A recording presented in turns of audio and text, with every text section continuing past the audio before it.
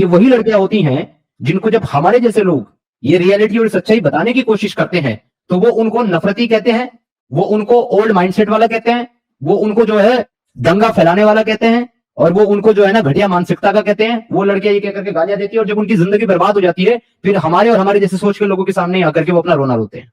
मैं तो बस जो भी सलाम बोला तो मैं वालेकुम राम राम बोल देता हूँ, मैं क्या बोलूं यार। सही है ना, फिर अब लोगों को हिम्मत देने के लिए बताना तो पड़ेगा ना कि भाई तुम प्राउडली राम राम का नाम ले सकते हो। जी बिल्कुल, हर राम राम कर सकते हो, नमस्कार करो, नमस्ते करो। अभी किसी ने कमेंट में लिखा है कि अस्सलाम वालेकुम, तो मैंने भी लिख दिया वालेकुम अस्सलाम रहमतुल्लाहि व बरकातहू। तो ये सेकुलरिज्म की जो कीड़ा है ना, वही कीड़ा यहाँ पर भी सताता है स्ट्रीम में एक्स मुस्लिमों को सलाम करके। बिल्कुल ना करे सर। ये लेकिन ये समीर भाई, जो आपके मुल्क में आजकल मैं देखता हूँ यूट्यूब में, टीवी में कुछ लोग आते हैं और अपने आप को सनातनी मुसलमान कहते हैं सर, ये क्या नया कोई शोशा है? सनातनी लंगर है। आप समझ गए होंगे कौन लोग हैं, खातून आती हैं वो भी। मैं समझ गया सर, मैं कहता हूँ वो सनातनी डंगर है, मुसलमान नहीं है। मुसलमान कायर होते भाई, बहादुर होते भाई, बहादुर। चले अपना कैमरा खोल करके बता दें भाई मैं अभी ऐसी जगह पे नहीं हूँ कि कैमरा खोल सकूं। बड़ी बड़ी बातें बड़ा पाव खाते हैं, बुलवा ले इनसे बड़ा बड़ा। Subscribe the channel and press the bell icon so that you never miss any updates. Nidhi ji हमारे साथ जुड़े हैं। निधि जी आपको ऐड किया गया, अपना माइक अनम्यूट कर लीजिए।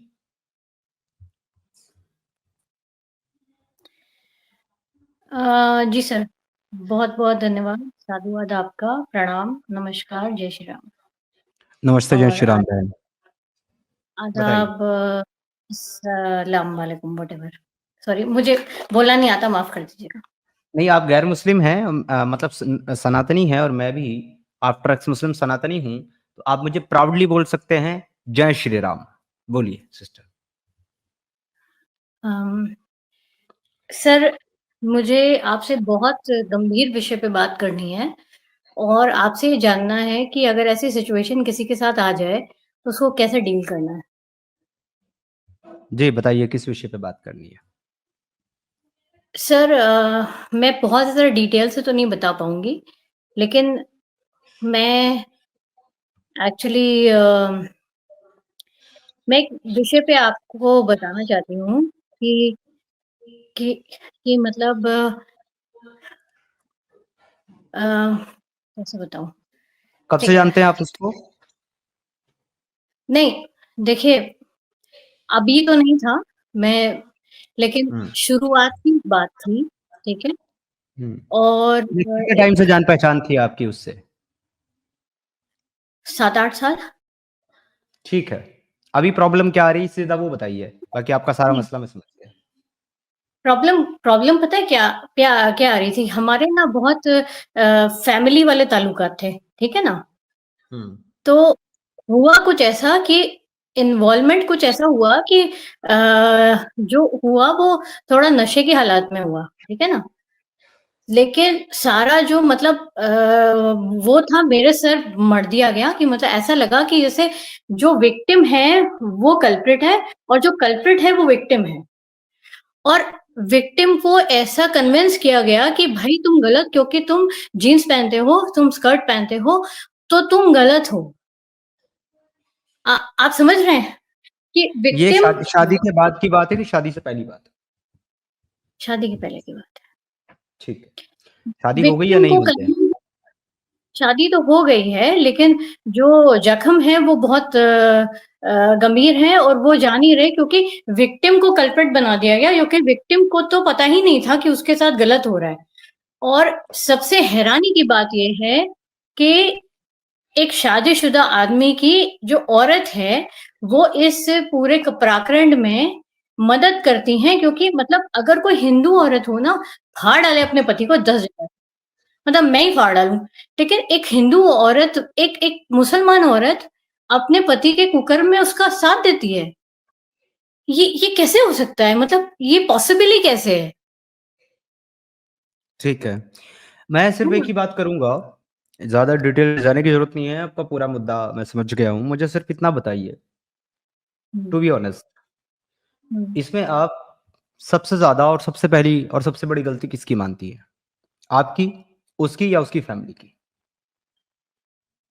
मैं सबसे बड़ी गलती मानती हूँ मेरे परिवार की, क्योंकि हमें बहुत कुछ अच्छा-अच्छा दिखाया गया।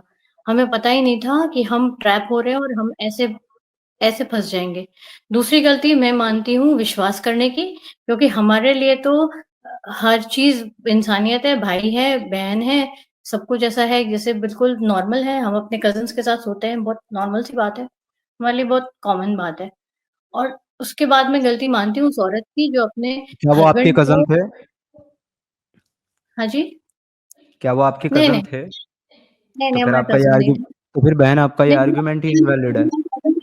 लेकिन हमारे कज़िन नहीं थे, लेकिन हमारे पापा जो हैं वो उनके मतलब हमारे पापा उनके फ्रेंड थे, तो हमारे यहाँ ऐसा था कि हम उनको ताऊ जी बोलते थे, लेकिन शायद एक वो लोग हम काफिर एक काफिर एक मुसलमान का फ्रेंड नहीं होता है बहन। अकॉर्डिंग टू हमारे इस्लाम और पापा अकॉर्डिंग उनके टू फ्रेंड होते हैं, मुस्लिम। आपको नहीं पता।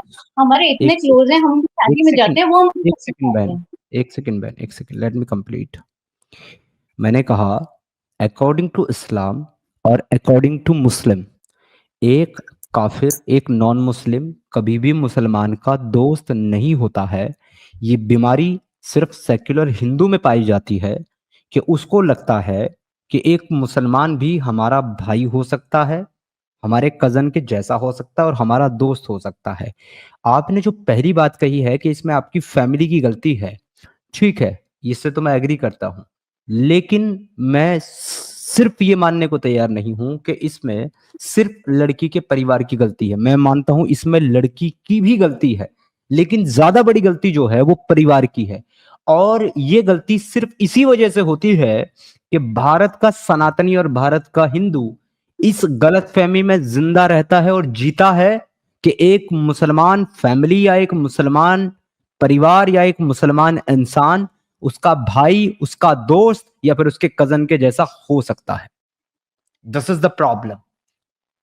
और और ये अगर इसलिए हमारे है, सुनिए, ये इसलिए है निधि बहन, क्योंकि आपके परिवार ने भी, आई मीन उस लड़की के परिवार ने भी और उस लड़की ने भी, दोनों ने अपने शास्त्रों को, अपने धर्म को और अपनी संस्कृति को जाना ही नहीं, पढ़ा ही नहीं, समझा ही नहीं। और इससे भी बड़ी प्रॉब्लम की बात यह है कि उन्होंने इस्लाम को भी नहीं जाना और इस्लाम की संस्कृति, इस्लाम की टीचिंग्स को भी नहीं जाना।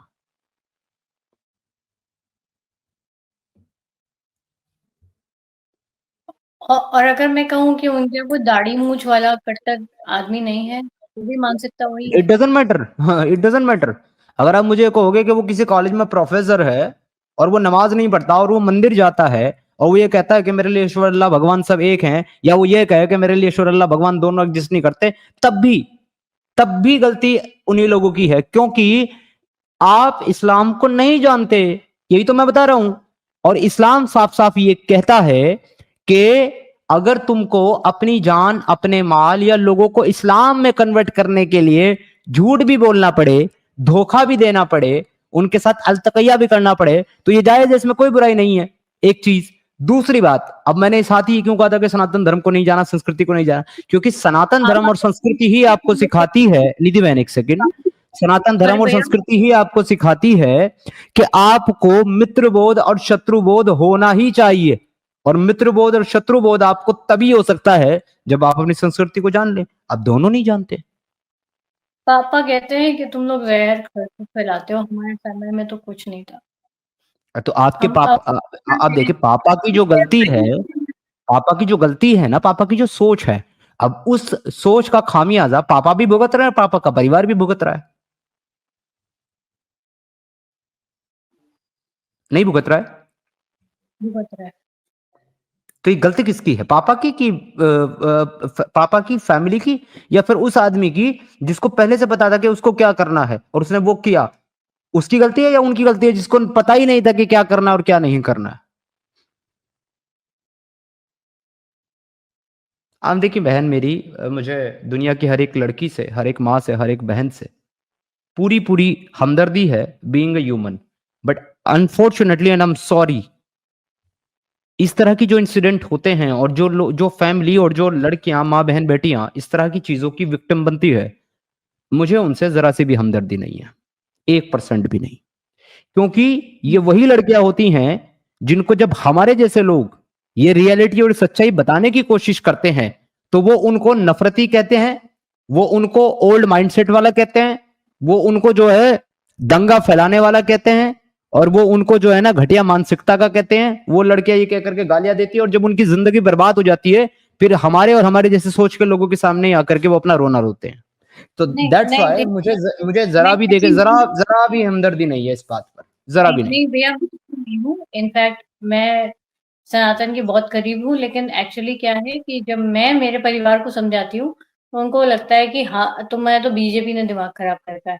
अगर मैं किसी पार्टी की आइडियोलॉजी से वो करती भी हूँ या नहीं भी करती, मुझे पार्टी से लेना देना नहीं है। मैं पढ़ी लिखी हूँ, मैं अपना सोचती हूँ कि मैं मुझे क्या करना है। लेकिन जो गलत है वो गलत है और जो सही है वो सही है। लेकिन मेरे समझ में नहीं आता कि आज से 10 साल से, और 10 साल क्या, मैं बचपन से देखती आ रही हूँ। हमारे यहाँ पता नहीं ईद मनती है, वो ऐसे होता है, सेवइयाँ आती हैं, मतलब बचपन से ये होता आ रहा है। तो एक तरीके से हमें बेवकूफ़ बनाया जा रहा है, और हम बेवकूफ़ बन रहे हैं क्योंकि हमारे फादर इस कल्चर को प्रमोट कर रहे हैं।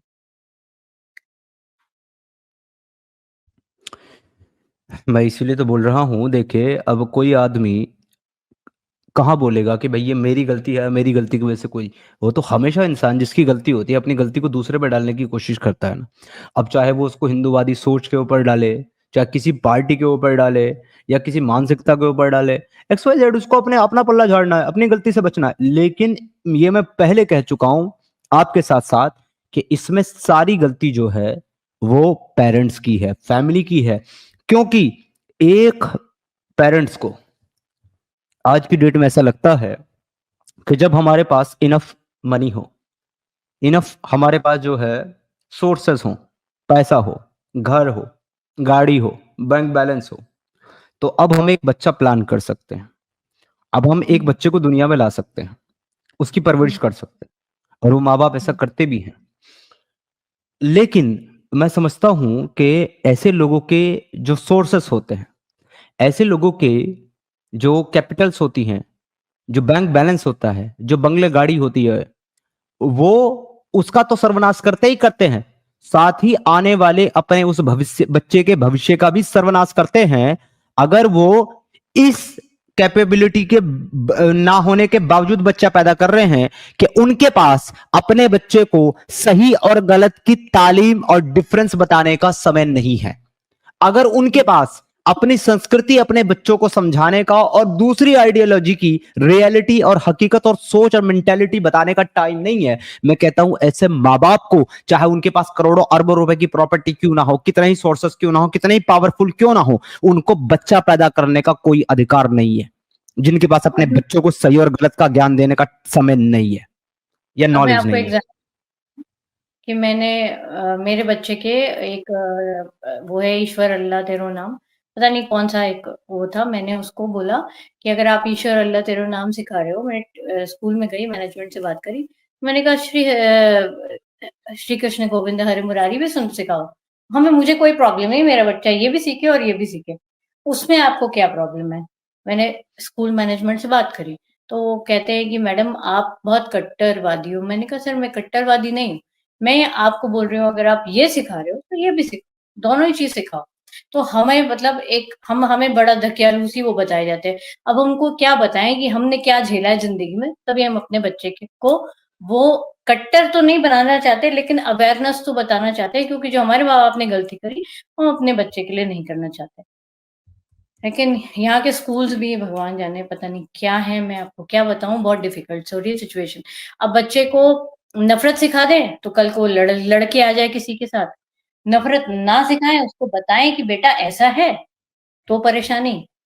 उसको हथियार और डंडा और ये सब सिखा नहीं सकते, क्योंकि वो हमें हमारे पूर्वजों ने नहीं सिखाया।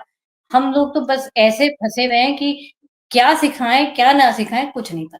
तो सर, अब इसमें मुझे बताइए, बस मैं अब आपके लिए क्या कर सकता हूँ? आप मुझे ये बताइए कि अगर अपने बच्चे को तैयार करना है तो कैसे करेंगे? मेन तो ये है मतलब मेरा मुद्दा। मैंने तो आपको स्टार्ट में ही बता दिया, अगर आपको समझना होगा तो आप समझ जाओगे। 2 नफ़रत चीज़ें। सिखाना नफरत नहीं, सिखा सकते हैं। नफरत तो सनातन में है ही नहीं। नफरत सनातन में है ही नहीं, तो नफरत सिखाएंगे किससे?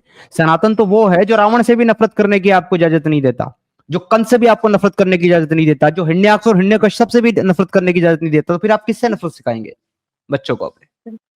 बिल्कुल। लेकिन सनातन आपको सिर्फ एक एक चीज जरूर बताता है कि आपको धर्म और अधर्म में डिफरेंस करना है, फर्क करना है, और धर्म के साथ खड़ा होना है और अधर्म के विरुद्ध लड़ना है। अगर अधर्म नहीं नहीं हट रहा है, लड़ाई केवल जो है वो अपने एग्जिस्टेंस को और धर्म को बचाने की है। लड़ाई दूसरों को मारने की और दूसरों के नफरत करने की नहीं है। सो अपने बच्चों को नफरत मत सिखाइए, लेकिन अपने बच्चों को धर्म और अधर्म के बीच का डिफरेंस सिखाइए। अपने बच्चों को अपनी भारतीय सनातन संस्कृति सिखाइए, और साथ ही उनको यह बताइए कि इस्लामिक आइडियोलॉजी क्या टीचिंग्स देती है और दोनों में बेटा क्या फर्क है। उनको चूज करने दीजिए कि वो क्या चूज करते हैं। मैं कहता हूं जब ये आप जिम्मेदारी आप अपनी पूरी कर लेंगे ना, पूरी ऑनेस्टी के साथ और पूरी न्यूट्रल ग्राउंड पे, फिर आपके बच्चे कभी भी ना तो लव जिहाद का शिकार होंगे आपकी बेटी, और ना आपका बेटा कभी कन्वर्जन का शिकार होगा। क्या हमें इतना ओपन इस्लामिक मतलब थियोलॉजी के बारे में बताना चाहिए, जो कि मैं देख रही हूँ उसमें गंद ही गंद है। मतलब जो मुझे दिखाई देता है, जफर भाई की वीडियोस देखती हूँ, उसमें इतना गंद है कि आप बच्चों को बताएंगे कैसे कि ससुर और मतलब व्हाटएवर, और वो कौन थी उनकी मोहम्मद जी ने लाइक इस्लाम एक दिन में आया नहीं है, कुरान एक दिन में आया नहीं है, और इस्लाम कोई 3-4 टीचिंग्स का नाम नहीं है। इस्लाम जो है एक बहुत मतलब बड़ी मेंटालिटी, आइडियोलॉजी और बहुत सारी किताबों का अहाता है। तो अपने बच्चों को उनकी एज के हिसाब से नॉलेज दीजिए। अब तो दुनिया की जितनी भी मॉडर्न कंट्रीज हैं वो भी इस बात के ऊपर जोर देने लगी हैं कि आपको अपने बच्चों को सेक्स एजुकेशन देनी चाहिए। अब अगर कोई बच्चा ये कहे कि मैं अपने 5 साल के या 6 साल के बच्चे को सेक्स एजुकेशन कैसे दूंगा, तो ये बात इलॉजिकल है। देनी नहीं है उसको उस एज में। जब वो उस एज में आ जाए कि वो चीजों को समझने के लायक हो, तभी तो आप उसको सेक्स एजुकेशन देंगे, ये सब चीजें पढ़ाएंगे। और ये सब चीजें इंपॉर्टेंट है लाइफ के लिए, बट डिपेंड करता है निधि बहन कि उनकी एज क्या है। जिस एज के और जिस माइंडसेट के आपके बच्चे हैं, उस लेवल की नॉलेज उनको दीजिए। जैसे कि आपको बताना है अपने 5 साल के बच्चे को, तो आप उसको क्या बताएंगे? सबसे पहले आप अपने 5 साल को बच्चे को यह बताइए कि ईश्वर की अवधारणा सनातन में क्या है और ईश्वर की अवधारणा दूसरी आइडियोलॉजी में क्या है। ज्यादा जोर सनातन पे दीजिए, उन पे कम दीजिए, डिफरेंस बताने के लिए।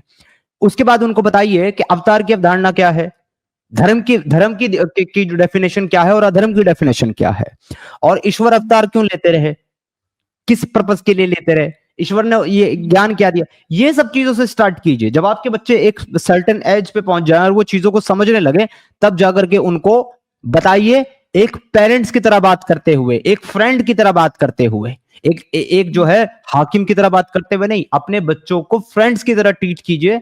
अपने बच्चों को ये रियलाइज कराइए कि आप उनके दोस्त हैं और आप उनकी हर सिचुएशन को समझते हैं और उसमें उनको एक बेस्ट सजेशन, बेस्ट एडवाइस दे सकते हैं।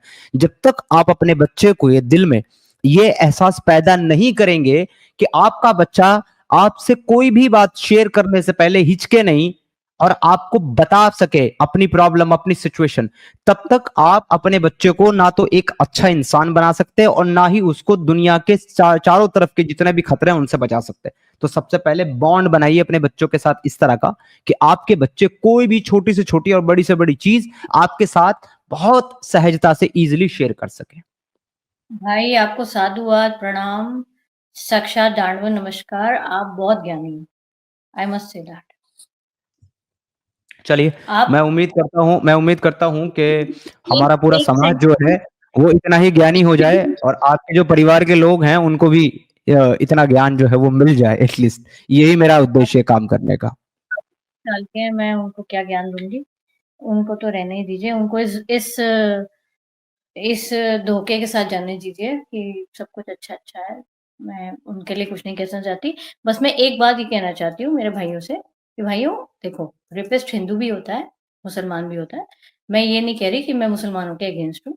मैं बस इतना कहना चाहती हूँ कि क्राइम को जस्टिफाई वो लोग करते हैं क्योंकि उनके लिए क्राइम करना अच्छी बात है। मतलब उनकी वाइफ भी जस्टिफाई करती है, वो भी जस्टिफाई करते हैं, और उसमें वो क्रिमिनल नहीं है। द अदर पार्ट जो कि जीन्स पहन रही है महिला, वो क्रिमिनल है, वो लोग क्रिमिनल नहीं है। मेरे को इस माइंडसेट से प्रॉब्लम है, मुझे इस माइंडसेट से प्रॉब्लम है क्योंकि अनदर रिलीजन के हो, इसलिए वो लोग सही है और आप गलत हो। मुझे इस परेशानी से प्रॉब्लम है। मैं जीन्स पहनती हूँ, स्कर्ट पहनती हूँ, ये मेरी इच्छा है। इसकी वजह से कोई मेरे साथ गलत करे वो गलत है, और ना तो ये किसी न्याय में नहीं है, ये पूरी तरह गलत है। तो मुझे इस माइंडसेट से प्रॉब्लम है, और क्योंकि ये माइंडसेट एक मुसलमान का है, इसलिए मैं कह रही हूँ। मैं ये कतई नहीं कह रही कि केवल मुसलमान गलत है, बस ये मैं थोड़ा सा करेक्शन कर दूं निधि बहन इसमें, ये माइंडसेट जो है वो इस्लाम का है, मुसलमान का नहीं है। ये माइंडसेट इस्लाम का है, और जो जो मुसलमान इस माइंडसेट को अपनाता है वो मुसलमान वही काम करता है जो इस्लाम का माइंडसेट है। This is the difference. हाँ जी, बस एक मुझे ये एक कहना। सनातनी, आपने कहा एक सनातनी भी रेप करता है। पहली बात तो सनातनी रेप नहीं कर सकता, सबसे पहली बात, क्योंकि सनातन में इन सब चीजों को बुरा बोला गया, और सनातनी उसको कहेंगे जो सनातन को फॉलो करता हो। जो सनातन को फॉलो नहीं करता वो भले ही पैदा हिंदू हुआ हो, वो सनातनी नहीं है। तो आप कह सकते हैं कि एक हिंदू रेप कर सकता है, लेकिन जब एक हिंदू रेप करेगा तो उसके मन में ये विचार रहेगा कि मैं जो काम कर रहा हूं वो गलत है, ये गलत है, ये पाप है। लेकिन जब एक मुसलमान एक काफिर लड़की का रेप करेगा तो उसके मन में ये विचार रहेगा कि ये मेरे अल्लाह का हुक्म है और ये दीन है, ये ईमान है, उसको गिल्ट नहीं होगा। This is the difference. जी, शिव शंभू मुझे क्षमा करें, मैं किसी सनातनी को नहीं बोल रही। हाँ, हिंदू जो इस प्रांत में रहता है, जो कि ना तो सनातन को समझता है ना जानता है, वो रेप कर सकता है। मैं करेक्ट करती हूँ यहाँ। बिल्कुल, thank you so much sister, अच्छा लगा आपसे बात करके। होप आपका मेरा डिस्कशन वैसे तो कम शब्दों में हुआ है, क्योंकि मैं आपकी बात को समझ सकता हूं, आपकी सिचुएशन को भी, लेकिन जो समझदार लोग हैं वो इस डिस्कशन को सुनेंगे और इससे कुछ ना कुछ सबक और सीख जरूर लेंगे। अच्छा लगा आप आए, बहुत बहुत धन्यवाद। जय श्री राम। अपने भाई को नहीं बनाऊंगी, जय श्री राम। मैं अपने बेटे को सनातनी बनाऊंगी। जय श्री राम बहन, thank you so much, take care. ये मैं जहनत की बात बता रहा हूं कि जहनत ऐसी बन गई है सेक्युलरिज्म की वजह से कि एक एक्स मुस्लिम बैठ करके जो इस्लाम को झूठा कहता है, अल्लाह को झूठा कहता है, बेचारा डर डर के एक सनातनी आता है, बात करता है, उसे भी कहता है जी सलाम। ये सेक्युलरिज्म की इंतहा मानता हूं मैं कि एक सनातनी एक एक्स मुस्लिम से बात कर रहा है, उसको नमस्ते तो डर डर के बोलता है और हल्के से लफ्जों में बोलता है जी सलाम। अरे प्राउडली बोलो नमस्कार भाई, हमारे भारत की संस्कृति है। मैं तो कहता हूं जय श्री राम बोलो, हमारे पूर्वज हैं, आइडल हैं, कोई ऐसा काम करके गए हैं दुनिया में जिससे इंसान कुछ सीख सकता है। वो उसके जैसा नहीं करके गए जिसको उसवतुल हसना बेहतरीन रोल मॉडल बताया गया, लेकिन काम उसके ऐसे हैं कि शैतान भी 10 बार तौबा करके शर्माए। तो यार प्राउडली बोलो जय श्री राम और नमस्कार, इतना डर डर के सलाम काहे बोलते हो भाई?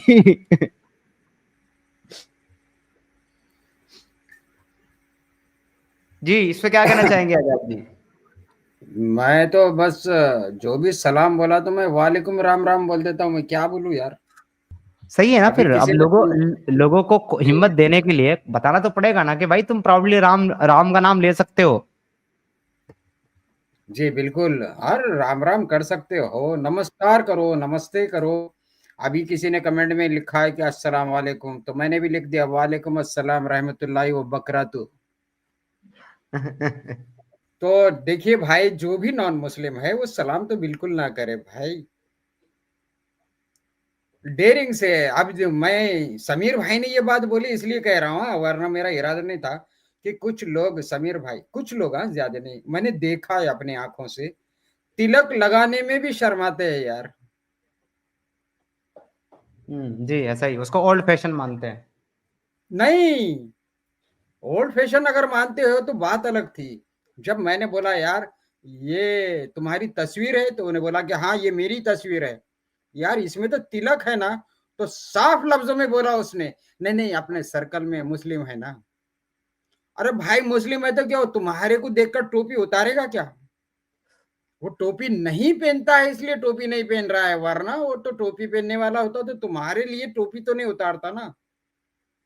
तो लेकिन ये इसमें मैं एक बात और भी है ना आजाद जी, जी, जी, मुसलमान टोपी अगर नहीं पहन रहा है तो इसका मतलब ये नहीं है कि उसको टोपी से एलर्जी है, इसका मतलब ये है कि वो आपको टोपी पहना रहा है। जी तो ये तिलक नहीं लगाने वाले ने भी बोला यार इस सर्कल में मुस्लिम है ना, तो यार इतना भी मत ख्याल करो, वो मुस्लिम है तो उनके साथ आप अच्छे से बिहेव करो, कोई बात नहीं है। लेकिन आप उनको खुश करने या उनका दिल रखने के लिए तिलक नहीं लगा रहे तो ये गलत है। तिलक नहीं लगाते तो कोई परवाह नहीं है, लेकिन उनके लिए आप तिलक नहीं लगा रहे हैं तो सर ये मैं अपना ओपिनियन बता रहा हूँ कि ये गलत है। अगर आप फैशन के तौर पर ओल्ड फैशन समझ रहे हैं तो वो बात अलग है। मेरे को जिसने जवाब दिया कि सर्कल में मुस्लिम है इसलिए मैं तिलक नहीं लगा रहा हूँ, हालांकि डीपी पे तिलक है, तो ये सेकुलरिज्म की जो कीड़ा है ना, वही कीड़ा यहाँ पर भी सताता है स्ट्रीम में एक्स मुस्लिमों को सलाम करके। बिल्कुल ना करे सर, सैल्यूट है, नमस्कार है, नमस्ते है। बिल्कुल नमस्ते बोलिए, नमस्कार बोलिए, जय श्री राम बोलिए, जय श्री कृष्णा बोलिए। अपने बिलीफ को, अपने ग्रीड्स को आम कीजिए जैसे मुसलमानों ने किया, और इतना आम किया कि आज सनातनी भी बोलता है आदाब सलाम। इस पे वो एक गाना, आदाब सुनते तो मुझे वो एक गाना याद आ जाता है। मेरे मोहल्ले में एक बड़ा मशखरा आदमी था, वो गाया करता था कि आदाब आदाब, मैंने हल्का सा दबाया तो बुरा मान गए। समीर भाई, ये अक्सर मुसलमान लोग आपने देखा है ये जलेबी ये भी देते हैं कि जी हमारा दीन मोहम्मद मुस्तफ़ा नहीं लेकर आया, हमारा दीन तो तब से है जब से आदम दुनिया पे आया, राइट? ये कहते हैं ना ऐसे। जी जी। तो अच्छा, अब समीर भाई इसमें आपकी स्क्रीन पे भी एक बंदा ये कह रहा था और आपने मेरे ख्याल से उसको ये कहा कि आदम का मुसलमान होना कुरान से साबित कर दो। समीर साहब, आदम का मुसलमान होना छोड़ें, ये लोग आदम को साबित कर दें पहले। वो तो बात की बात है कि आदम मुसलमान था कि क्या था, आदम की ही एग्जिस्टेंस नहीं है, ये ही एक बेवकूफाना बात है सर। और उसके नहीं, कुरान से हमारे मैंने पास अगर दावा देखिए, उसमें एक चीज है, मैंने मुतालबा किया था कुरान से, मुसलमान और नबी होने का मुतालबा आदम के बारे में कुरान से किया था। तो जब कुरान जी से मुतालबा कर रहे हैं तो अगर उसका एग्जिस्टेंस कुरान से मुतालबा करेंगे तो कुरान से तो उसका एग्जिस्टेंस से साबित कर देंगे ना। वो कहेंगे इन्नी जाइलुल खलीफती फिल अर्द, अल्लाह ने कहा फरिश्तों से कि मैं जमीन में खलीफा बनाने वाला हूँ। और फिर कहा कि जब मैं उसको आदम को बना लूं तो तुम उसके सामने सजदे में गिर पड़ना।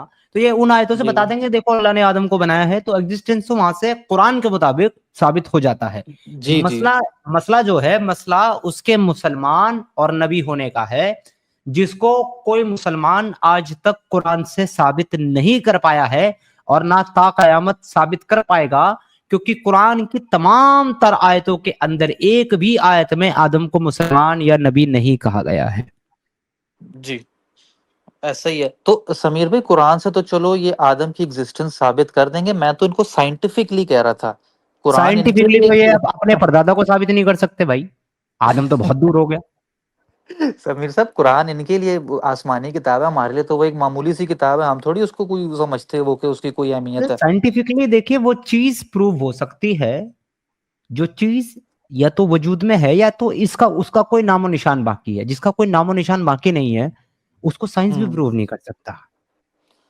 सर जिस तरह देखिए ना कि अब अगर जी जी देखिए एग्जाम्पल के तौर पे डायनासोर का एग्जाम्पल आप ले लें। डायनासोर जो है इस रुए जमीन पे कभी एग्जिस्ट करते थे, ठीक है। जी ये बात जी साइंस को कैसे पता चली? जब साइंस को डायनासोर के फॉसिल्स मिले। जी जी, बिल्कुल अगर वो ऐसा। फॉसिल ना मिलते तो क्या साइंस कभी ये जान पाता कि डायनासोर एग्जिस्ट करते थे? नहीं, कभी ना जान पाता। तो सर आदम का तो एग्जिस्टेंस का कोई प्रूफ, कोई नामो निशान बाकी नहीं है, तो साइंटिफिकली साबित करेंगे कैसे? बिल्कुल ऐसा है। तो समीर भी, लेकिन हमारे पास जो थ्योरी ऑफ एवोल्यूशन है, जो मैं मतलब एज एन एथियस्ट मानता हूँ, उसके तो हमारे पास बेशुमार प्रूफ है ये प्रूव करने के लिए कि इंसान दीगर स्पीशीज से इवॉल्व होता होता एग्जिस्टेंस में आया, होमो सेपियन बना है। जिस तरह हाँ तो कि जी प्यारे जी भाई, हाँ तो प्यारे भाई, इसीलिए तो मैं कहता हूं कि जो चीज, जो अकीदा, जो बिलीफ लॉजिक, साइंस और फैक्ट के खिलाफ हो, वो अकीदा सिर्फ एक गुमराही है, वो अकीदा सिर्फ एक अंधविश्वास है, इससे ज्यादा कुछ नहीं है। मैं एज एन एक्स मुस्लिम और एज एन सनातनी, ये बीइंग दोनों के बाद मैं ये कहता हूं कि इवोल्यूशन एक प्रूवन फैक्ट है जो मैं आपको अपनी आइडियोलॉजी से साबित कर सकता हूं, और इसीलिए मैं अपनी आइडियोलॉजी को सही मानता हूं। बिल्कुल, क्योंकि सनातन कभी भी साइंस के अगेंस्ट में मेरा नहीं ख्याल कि कोई जाके बात करता है। नहीं वो सर, साइंस कर ही के नहीं सकता। अगर अगर अगर इवोल्यूशन की थ्योरी को अगर कोई भी एक बिलीफ सिस्टम डिनाई करता है या उसके अपोजिट में कोई बात करता है, तो सर हम उस बात को सरासर झूठ मानेंगे, डेफिनेटली, अनडाउटली, कोई कॉम्प्रोमाइज है ही नहीं इसमें। जी जी। लेकिन आप बताइए कि क्या एक मुसलमान इवोल्यूशन को ऑन भी कर सकता है? सही तो मानना बहुत दूर की बात, ऑन भी कर पाएगा? अरे नहीं सर, वो तो एवोल्यूशन को गलत कहता ना। वो तो कहता दुनिया में आदम और हव्वा थे, उनके बच्चे हुए, उन्होंने आपस में इंसेस्ट किया और उससे फिर हम नस्ल इंसानी आगे बढ़ी। तो इसके तो समीर साहब बहुत सारे काउंटर्स हैं। बस वही बात है ना सर। तो फिर जहां साइंस की धज्जियां आपने उड़ा दी और उसके बाद आप बेशर्मी से आकर के ये कहते हो कि हम कुरान से साइंस को साबित करेंगे, तो आपको तो एक गंदे नाले में ढूंढना चाहिए, बुदा बुदा के कुएं जैसा, और उसमें डूब मरना चाहिए। और समीर साहब सिर्फ इस्लाम ही नहीं, इस्लाम के दो आपको पता है ना, वो आपने ही बताया था भाई हैं, वो भी कुछ पीछे नहीं है ज्यादा। ना वो पीछे नहीं, वो पीछे नहीं है, वो आगे हैं, वो आगे हैं सर। इस्लाम उनके पीछे पीछे है। जी सर। लेकिन समीर साहब उन्होंने थोड़ा सा अपने आप को ना मतलब बेहतर किया है, उन्होंने अपने आप को ओवर उन्होंने द पास्ट। कम्युनिटी को बेहतर किया है, उन्होंने जी आइडियोलॉजी को बेहतर नहीं किया। आइडियोलॉजी एज इट इज है आज भी, जी। ये आपको ऐसा बात भी है। माननी पड़ेगी। जी sir. Ideology as it is है, क्योंकि बुक्स एज इट इज हैं। उन्होंने सिर्फ अपनी कम्युनिटी को बेहतर बनाया है, उन्होंने अपनी कम्युनिटी को जो है मॉडिफाई किया है। और इसको जो है अगर आइडियोलॉजी के बिहाफ पर आप परखते हैं तो आप ये कह सकते हैं कि अब वो सारे के सारे हमारी तरह एक्स क्रिश्चियन और एक्स जू हैं। हम्म हम्म। अब वो बिल्कुल अपनी ऐसा। आइडियोलॉजी को फॉलो नहीं कर रहे, लिहाजा वो क्रिश्चियन और जू नहीं है, अब वो एक्स हो चुके हैं। जी जी। तो समीर भाई ये कहना गलत नहीं होगा ना कि इस्लाम क्रिश्चियनिटी और जुडाइज्म से डिराइव हुआ है? सर बात ऐसी है कि दो हुकूमतें कायम थी अरब्स के अंदर, मिडिल ईस्ट के अंदर जी दो हुकूमतें, सबसे बड़ी ताकतवर हुकूमत है रोमन और पर्शियन एम्पायर कायम थी। ठीक है सर। उसके बाद एक नई जो है वहां पर ट्राइब्स, इधर उधर के आसपास के बद्दू जो है वो यूनाइट होते हैं, एक कल्ट बनाते हैं, एक कौम इकट्ठा करते हैं, फाइट करना शुरू करते हैं, और धीरे धीरे वो रोमन और पर्शियन दोनों एम्पायर को खत्म करके अपनी एक हुकूमत बना लेते हैं, जिसको अब्बासी हुकूमत कहा गया। फिर बाद में वो ओटोमन एम्पायर आ गई।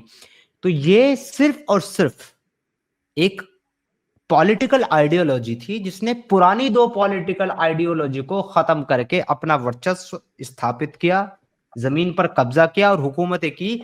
इससे ज्यादा इन तीनों का कोई वजूद नहीं है, तीनों का नहीं है। हम्म। इसीलिए इनको हम कभी भी धर्म नहीं कहते हैं। मतलब वे ऑफ लाइफ, धर्म का मतलब होता है वे ऑफ लाइफ, इनको हम नहीं मानते हैं, इनको हम आइडियोलॉजी मानते हैं, इनको हम मजहब मानते हैं उर्दू में, और हिंदी में इनको हम पंथ मानते हैं। हम्म। ये धर्म नहीं है ऐसा ही सर, है। कोई भी धर्म नहीं है, सब जी जी। पॉलिटिकल आइडियोलॉजी है तीनों की तीनों। और जब जब पॉलिटिकल आइडियोलॉजी, पॉलिटिकल लोग जब जब सत्ता में रहते हैं, पावर में रहते हैं, तब तब वो लोगों को परेशान करते हैं अपने गलत डिसीजन से, अपने गलत रूल्स रेगुलेशन से। लेकिन जब वही लोग सत्ता से बेदखल हो जाएं तो वही दर बदर भटकते नजर आते हैं। आज उन दोनों पुरानी कम्युनिटी का हाल वही है, और बहुत जल्दी इस तीसरी कम्युनिटी का भी यही हाल होने वाला है। बिल्कुल समीर भाई, ये जो इब्राहिमिक सेक्शन है ना जिसको कहा जाता है, ये तीन, इनके खुदा को अगर आप पढ़ो तो आपको यही मिलता है कि एक जालिम खुदा है जो ये कहता है कि जो तू मेरा मुझे नहीं मानेगा तो फिर तेरी खैर नहीं है। और इनसे निकल के जो हमारे ईस्टर्न, ये रिलीजन मैं नहीं कहूंगा, धर्म कह लें, सनातन, सिखिज्म, जैनिज्म, बुद्धिज्म, इनके अंदर बिल्कुल डिफरेंट है कॉन्सेप्ट कि अगर आप उसको नहीं भी मानते कोई नहीं, एक अच्छा इंसान बन के रहो, वो ये तुमसे हमेशा जैनिज्म, खुश है। बौद्धिज्म, सिखिज्म, ये जो है ये सारे के सारे सनातन धर्म की शाखाएं हैं। एक पेड़ है सनातन, उसकी जो शाखाएं हैं अलग अलग वो ये हैं। यानी कि ये सारे सनातन हैं, ए टू जेड, सब उसी से जुड़े हुए हैं। तो समीर भाई इनका तो कॉन्सेप्ट ऑफ गॉड बहुत अच्छा है। मतलब जो भी एक एज एन एथियस्ट कोई देखना चाहे तो वो तो यही कहता है कि तुम एक अच्छे इंसान बनो। एक एथियस्ट भी सनातनी हो सकता है। बिल्कुल सर, बिल्कुल। चारवाक का सबसे बड़ा एग्जांपल है, चारवाक ऋषि चारवाक जो है वो खुद एक जी। एथिस्ट थे और बहुत बड़े ऋषि माने गए सनातन में। ये लेकिन ये समीर भाई जो आपके मुल्क में आजकल मैं देखता हूँ यूट्यूब में टीवी में कुछ लोग आते हैं और अपने आप को सनातनी मुसलमान कहते हैं सर, ये क्या नया कोई शोशा है? वो सनातनी डंगर है। आप समझ गए होंगे कौन लोग हैं, एक खातून मैं मैं आती हैं मैं वो भी। मैं जी समझ जी। गया सर, मैं कहता हूँ वो सनातनी डंगर है, मुसलमान नहीं है वो। सनातनी मुसलमान, ये तो अजीब से ही कोई टर्म है सर। अयूब भाई आपको ऐड किया गया है, अपना माइक अनम्यूट करें, अयूब साहब। क्या हाल है सदाकत अली साहब? अल्हम्दुलिल्लाह, आप बताइए आपके क्या हाल हैं? बस मैं बढ़िया। और खाना आना हो गया आपका? जी खाना हो गया, फ्रूट्स हो गए, अब दूध पी रहा हूँ। आ जाइए आप भी, नौश फरमाइए। बिल्कुल बिल्कुल, आएंगे भाई बिल्कुल। जब दिल्ली आना होगा तुम आएंगे, बात करेंगे भाई आपसे। बिल्कुल आइएगा। तो भाई जी समीर भाई, आप तो घर से बाहर ही नहीं निकलते क्या बिल्कुल? अगर मैं निकलूंगा भी तो आपको क्या पता चलेगा? आप कौन सा मेरे घर के पास रहते हैं? नहीं, मैं वो पूछ रहा था कि आप कहते थे ना, एक बार स्ट्रीम में बोल रहे थे मैं बाहर निकलता हूँ, तो भाई मेरे को वो रहता है कि मैं कहीं कोई मोमिन ना मिल जाए और सवाल ना पूछने लगे ऐसा करके। तो फिर आपका ऐसा कब हुआ? दिनचर्या। हाँ, ऐसा कब हुआ? एक ऐसा मैंने स्ट्रीम कब में बोल बोला? रहे थे, एक स्ट्रीम में बोल तो रहे थे आप। अरे बावड़े, मैं तो मोमिनों के जाके गले पड़ जाता हूँ, कभी जामा मस्जिद पर, कभी जो है क्या नाम सीपी पे, और कभी कहीं। मैं तो मोमिनों के गले पड़ जाता हूँ जा करके। आओ भाई मेरे से बात करो, उनके साथ डिबेट करता हूँ रोड पे खड़ा होकर के। तुमने देखी नहीं मेरी डिबेट मुसलमानों के साथ? तो अच्छा मैं तो क्यों फिर आप मुसलमानों से डरने लगा? अच्छा फिर आप ऐसा क्यों कहते हैं कि भाई एक्स मुस्लिम्स को आपका सपोर्ट की ज़रूरत है, अगर नहीं होगा तो हम कमाएंगे क्या? क्योंकि कमाने बाहर जाएंगे तो हमें डर रहेगा कि कोई हमारी गर्दन ना हाँ, काट किसी दे। पर्टिकुलर अगर एक जगह पर हम जाएंगे, पर्टिकुलर रोजाना एक जगह पर अगर हम जाते हैं, और किसी जिहादी को, ऐसे आदमी को पता चल जाता है कि जिसने दिमाग में ये ठान लिया कि भाई कुछ भी हो जाए, घर उजड़े या बर्बाद हो, इस आदमी को मुझे मारना है, और उसको पता हाँ, है कि ये आदमी इस टाइम पे यहाँ आता है और इस टाइम पे यहाँ से वापस जाता है, तो वो मौका लगा करके कत्ल कर सकता है हमको, बिल्कुल उसमें है खतरा। लेकिन हम खतरा अगर है। जाकर के किसी मुसलमान से टीवी के सामने या पुलिस प्रोटेक्शन के साथ अगर हम मिले तो कोई दिक्कत नहीं है। हम जितने भी लोगों को फेस करते हैं, मुसलमानों को कैमरा के साथ फेस करते हैं। वहाँ उनकी औकात नहीं है ऐसी हरकत करने की। वो तो अकेले में मारते हैं ना, छुप करके। कायर होते हैं ना, पीठ पीछे वार करते हैं। कायर नहीं होते भाई, मुसलमान कायर होते हैं भाई, बिल्कुल बहादुर कायर होते होते हैं हैं। भाई, बहादुर। आप ठीक है, मुसलमान हैं? हम तो मुसलमान हैं भाई। आप बहादुर हैं? बिल्कुल है भाई। चलें अपना कैमरा खोल करके बता दें। ये तो कैमरा खोल करके क्यों बता दें? क्योंकि आप कायर हैं। अच्छा, ये कैमरा खोलकर मेरी पहचान होगी आपकी? बिल्कुल, आप हमको जो भी कहना चाहते हैं, जो भी हाँ मिलने-मिलने की बात करना चाहते हैं, अता-पता हाँ पूछना चाहते हैं, बहादुर हाँ। भाई, ये बात हम्म। कैमरा खोल करके फेस टू फेस कर लें मेरे से, आप तो बहादुर हाँ हैं। तो भाई मैं अभी ऐसी जगह पे नहीं हूँ कि कैमरा खोल सकूं, कोई जगह प्राइवेसी भी होती है, मेरे को मुझे अपनी कोई दिक्कत नहीं, आपकी जगह नहीं देखनी, बस अपना मुँह दिखा दो, पूरा घुसा नहीं देना तो कैमरे भाई पे ताकि सिर्फ कैमरा मुँह नज़र आए। दिखाऊंगा। सपो भाई, बहादुर होने का मतलब ये नहीं है कि कैमरा खोल के दिखा दो। अकेले आप इस एट्रीब्यूट से अगर किसी की बहादुरी आप जज डरते करोगे तो थोड़ा ही ना आप हो एक किसी। नंबर के वो हो, क्या यार बोल यार सुनो, आप कह रहे हो मुसलमान बहादुर होता है, तो जो बहादुर होता है उसको डरने की क्या ज़रूरत है? इतने तो तुम बहादुर हो कि भाई कैमरा खोल करके अपना नूरानी नहीं तो चेहरा तो तुम कैमरा दिखा नहीं रहे कैमरा हो। खोल करके क्या देखना चाहते आज हो आप? मैं ये देखना चाहता हूँ कि जो आदमी आकर के मेरे से इस तरह की बातें करता है कि तुम डरते हो क्या? तुम ये करते हो क्या? डरते तुम क्यों भाई? ऐसा आपने क्यों अपनी बोल खुद की भाई? अरे यार रुक जा ना, मैं जवाब दे रहा हूँ ना। मैंने जो बोला उसका तो मैंने आपको जवाब दे दिया कि मैं क्यों बोलता हूँ, किस रीज़न से बोलता हूँ। मैंने बता दिया। अब आप जो दूसरों को चैलेंज कर रहे हो कि तुम ऐसा क्यों नहीं करते और वैसा क्यों करते हो, और ऐसा क्यों नहीं करते और ऐसा क्यों करते हो, तो मैं देखना चाहता हूँ कि भाई तुम कितने बहादुर हो। तुम ये बातें मुझे कैमरा खोल करके एड्रेस बोलो। भेजो, तुम्हारे घर आता हूँ भाई। ये बे चल यार, जो आदमी कैमरा खोल करके अपना नूरानी चेहरा नहीं दिखा सकता, वो क्या एड्रेस भेजेगा मुझे, क्या मेरे घर आएगा? तू कैमरा पे तो आ नहीं सकता, घर कहाँ से आएगा? देखो, रात का वक्त है, ठीक है। चल भाई जा यार, टाइम वेस्ट मत कर, गाली वाली खा जाएगा, बहुत अच्छी स्ट्रीम चल रही है, चला लेने दे। आए, इनका वही काम है, बड़ी बड़ी बातें बड़ा पाव खाते। बुलवा लो इनसे बड़े बड़े।